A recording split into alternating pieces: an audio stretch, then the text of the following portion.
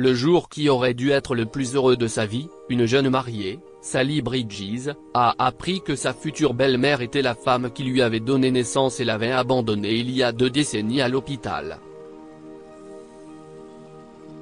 Monica Bridges, une ancienne infirmière devenue décoratrice d'intérieur, était ravie que sa fille unique, Sally, soit une femme mariée avant la fin de l'année. Ainsi, elle pourrait se vanter d'être bientôt grand-mère auprès de sa clique d'amis, d'autant plus que Sally et Tom avaient parlé de fonder une famille juste après leur cérémonie de mariage. Sally, qui était la plus jeune de 3 enfants et la seule enfant adoptée, avait 2 grands frères, Sam et Prince. Sam servait dans l'armée et entretenait une relation à long terme avec Judith. En même temps, Prince a révélé qu'il était homosexuel depuis 5 ans. Aucun d'entre eux ne parlait encore de s'installer ou d'avoir un enfant. Si Monica soutenait ses enfants, elle était contrariée par leur décision mais n'avait pas l'intention de les embêter avec ça, plus maintenant. Aussi, lorsque sa petite fille a parlé de mariage avec son amour de lycée, Tom Bates, la mère de 3 enfants n'a pu retenir sa joie. Comme la plupart des mamans, elle a commencé à planifier et à régler tous les détails pour que le grand jour soit une réussite.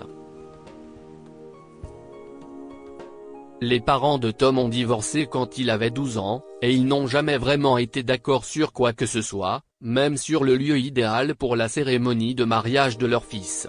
En raison de la division du foyer, les époux ont eu du mal à organiser une réunion avec leurs futurs beaux-parents. Cependant, Monica n'y voyait pas d'inconvénient. Elle était une bonne organisatrice et tout faire elle-même n'était pas un problème, avec un peu d'aide de son mari.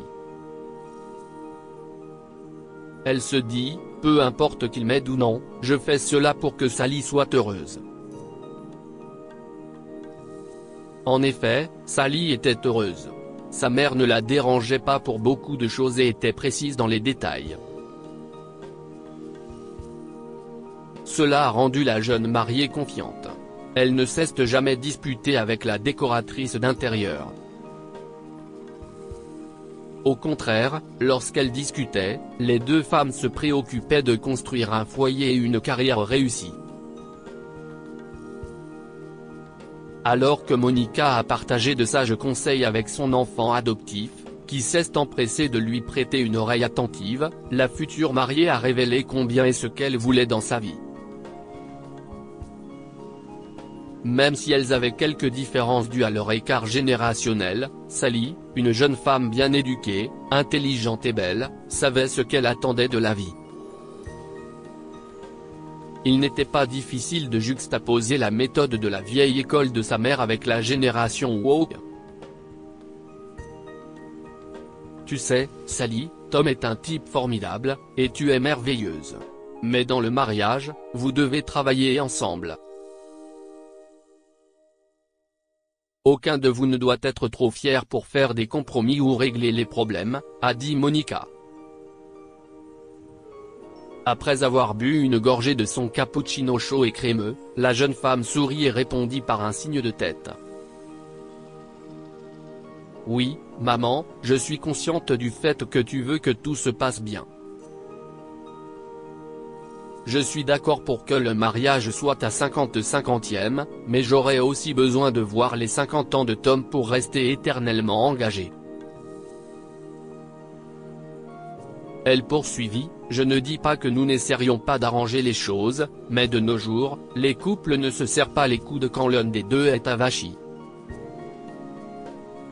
Je pense que Tom et moi avons duré assez longtemps pour connaître les goûts de l'autre.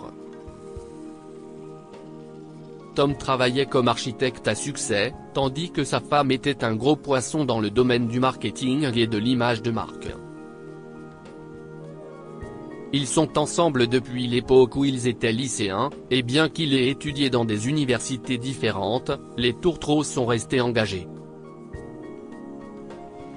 Il était temps de sceller le lien, et après avoir choisi le lieu de mariage, les décorations, le menu, la liste des invités et la ville de leur lune de miel, il n'y avait rien qui pouvait mal tourner, du moins le pensait-il. Le jour J, le père adoptif de Sally a conduit la superbe mariée à l'hôtel.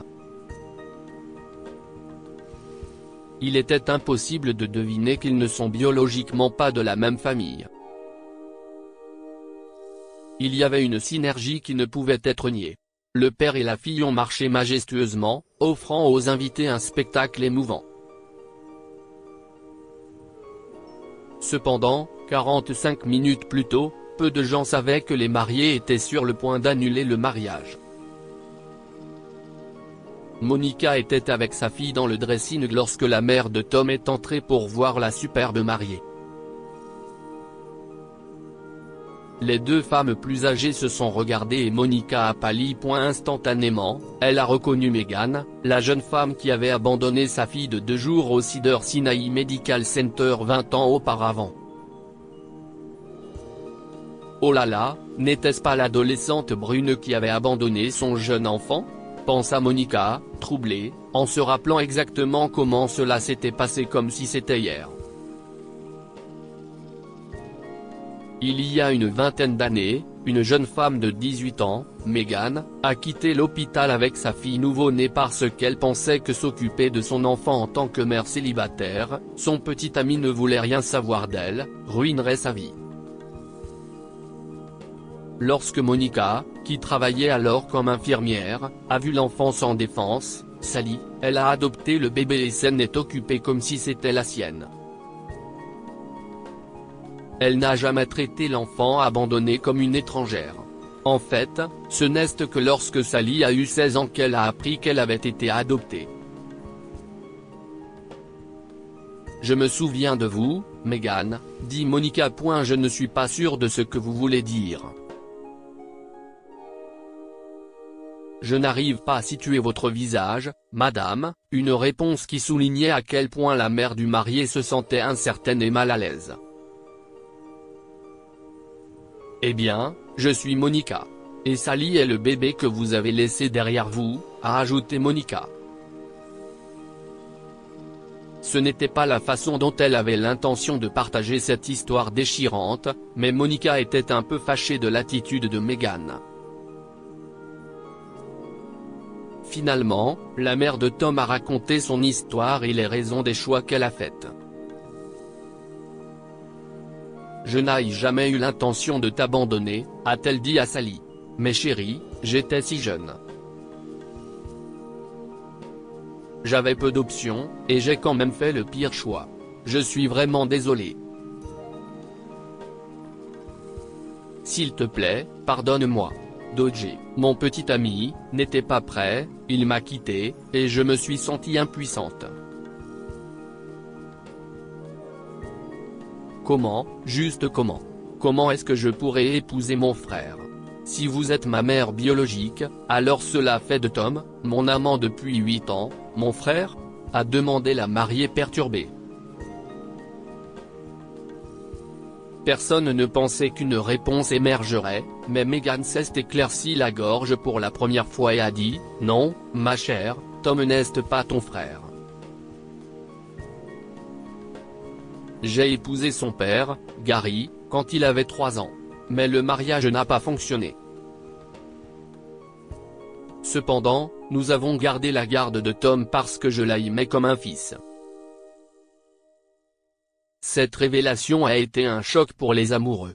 Tom ne savait pas que son père s'était remarié après avoir perdu sa mère. Il ne se souvenait pas de l'incident, si ce n'est que celle qu'il appelait maman avait quitté son père lorsqu'il était adolescent. Sally a été époustouflée aussi. Comment Megan pouvait-elle être ma vraie mère? Pensa-t-elle. La jeune mariée a été interrompue par sa mère biologique, qui l'a sincèrement supplié de lui pardonner et a remercié Monica de s'occuper de Sally. Cela a pris un certain temps, mais les familles ont fini par se réconcilier. Sally a pardonné à sa mère biologique, et elle était reconnaissante que le mariage puisse avoir lieu. Le couple a prononcé leurs vœux de mariage et s'est embarqué dans le voyage du bonheur pour toujours. Quoi avons-nous appris de cette histoire? Le fait d'être une mère biologique ne fait pas automatiquement de quelqu'un un excellent parent. Être parent implique de faire des choix intentionnels, comme Monica, qui s'est liée à sa fille et aux autres enfants, les aimant inconditionnellement. Meghan a également élevé son beau-fils, Tom.